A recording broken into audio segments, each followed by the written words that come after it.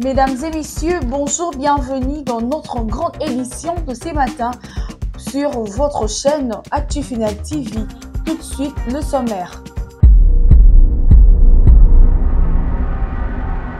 À la Cité de l'Union africaine, où une délégation de parlementaires francophones a rencontré le chef de l'État Félix-Antoine Tshisekedi dans le cadre d'une mission de bon office visant à contribuer à restaurer la paix en République démocratique du Congo.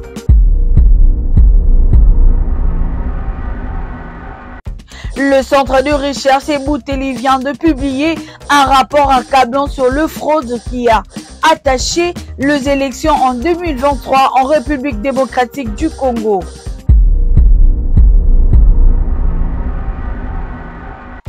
Douze questions que Julien Paluku pose à Joseph Kabila. S'agit-il du même fils de Mouzé, Laurent Désiré Kabila? Nous allons le découvrir tout de suite à notre édition.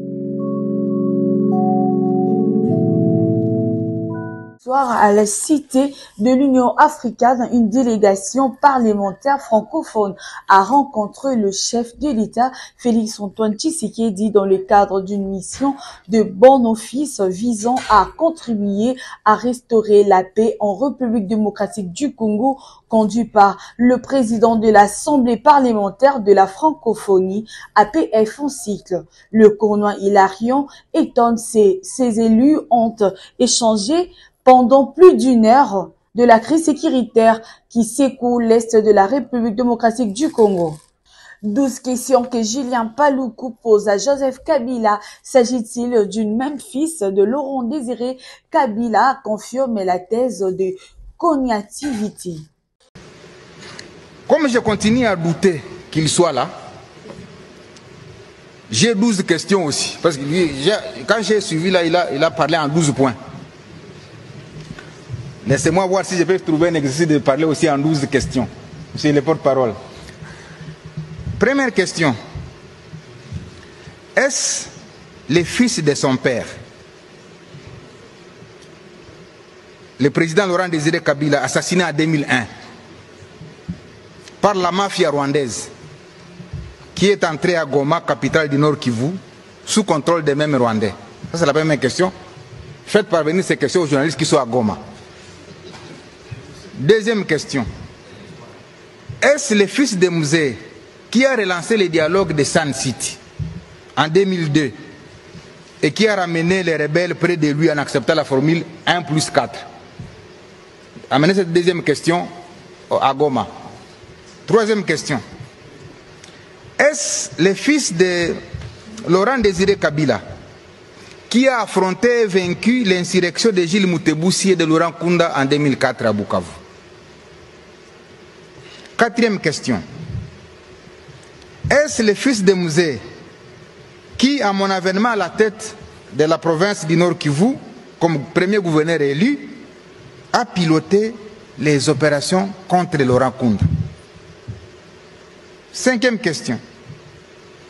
Est-ce encore lui qui m'a demandé de résister, je l'ai dit, lorsque le 29 octobre 2008, le CNDP était à la porte de Goma? Sixième question.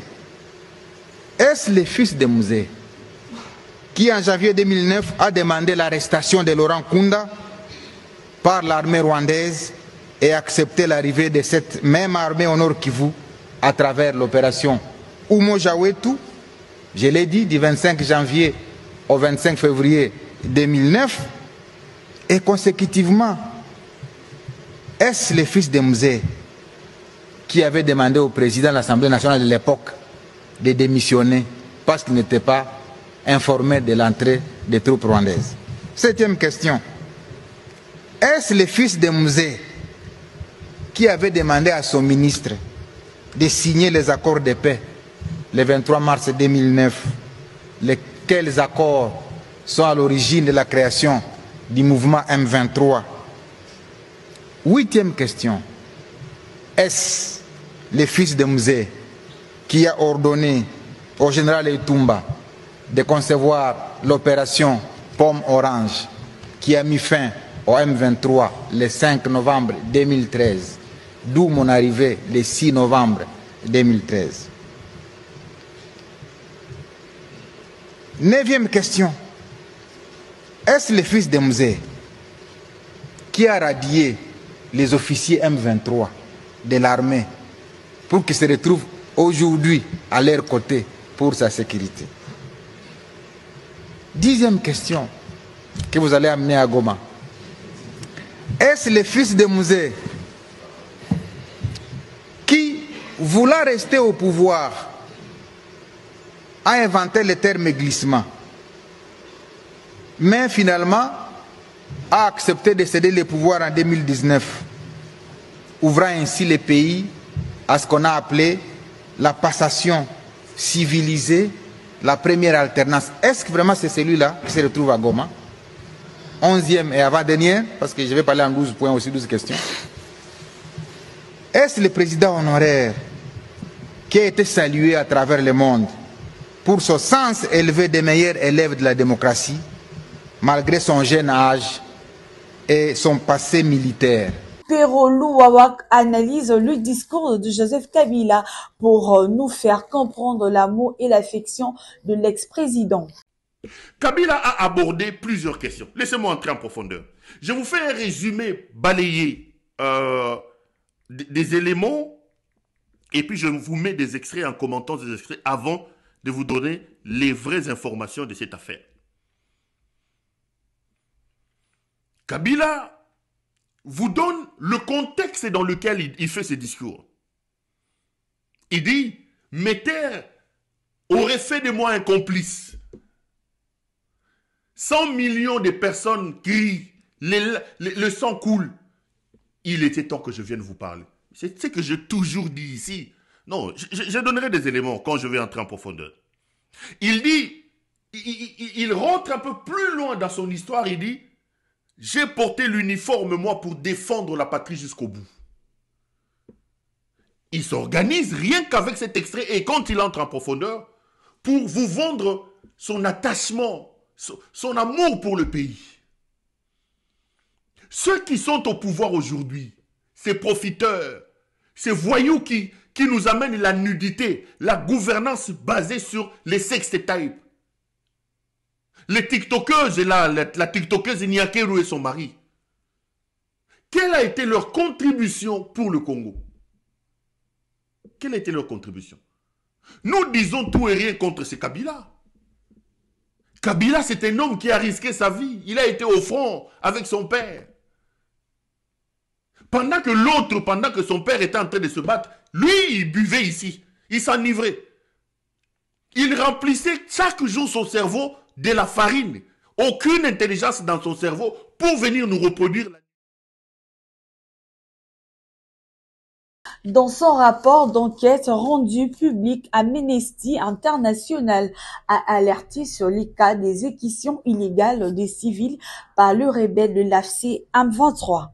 D'enquête rendue publique ce mardi 27 mai, Amnesty International, organisation de défense des droits humains, a alerté sur le cas d'exécution illégale de civils par le rebelle de l'AFC M23 dans le site de détention situé dans la ville de Goma et Bukavu en RDC. Amnesty International affirme avoir été en contact avec 8 détenus qui ont déclaré avoir vu leurs amis mourir à cause de tortures et des conditions sévères en prison, relatant la souffrance d'entre détenus au secret dans l'impossibilité d'entrer en contact avec leurs familles et avocats. Dans le même contenu, cette ONG dénonce la transformation de plusieurs endroits en cachots clandestins dans le bureau provincial de l'Agence nationale de renseignement, connu sous le nom de Chien Méchant, un complexe proche de la radio-télévision nationale congolaise sur le Mont Goma, le bâtiment de l'Assemblée provinciale, le complexe de la 34e région militaire et un camp de détention improvisé à Kanyaruchinya,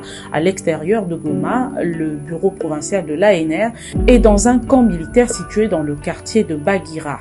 D'après les différents témoignages recueillis par les anciens détenus, les rebelles du M23 accusent ces prisonniers de soutenir l'armée congolaise ainsi que le gouvernement de Kinshasa, de collaborer avec la société civile et de posséder des armes. Pour rappel, la ville de Goma et Bukavu sont occupées depuis plus de 4 mois par la rébellion soutenue par le Rwanda. Mesdames et messieurs, ce journal est complètement terminé. Merci de l'avoir suivi. L'actualité continue sur Actu Final TV. Bonne suite de programme.